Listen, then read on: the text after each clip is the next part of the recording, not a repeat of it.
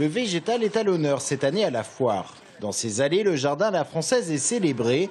Villandry, Valmer, Rivaux, Azelferron, des châteaux qui exposent leur savoir-faire. C'est original cette année, pour une fois que c'est pas un pays. Moi j'ai des enfants, donc du coup ça permet de partir un peu du bruit et de la foule.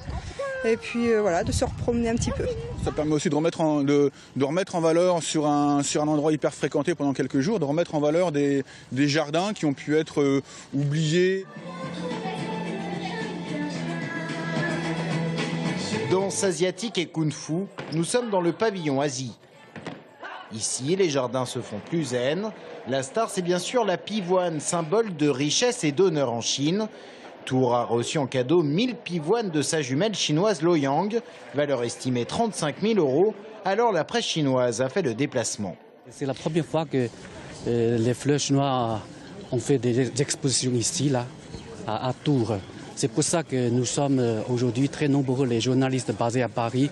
On est ici pour faire le reportage des habitants, leurs sentiments vis-à-vis à la culture chinoise, surtout la pivoine. Loyang aime les plantes, Tours aussi. Alors la ville a délocalisé ici son marché aux fleurs. Mais les clients sont-ils prêts à y faire des affaires?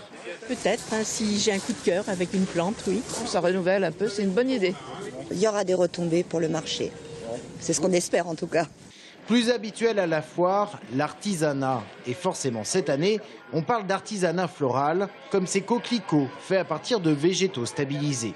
Les gens en tout cas sont très séduits par ces produits et notamment parce qu'en fait ce sont des fleurs qui durent une dizaine d'années et qui d'apparence, on a l'impression vraiment c'est une fleur fraîche alors que c'est une fleur qui est séchée.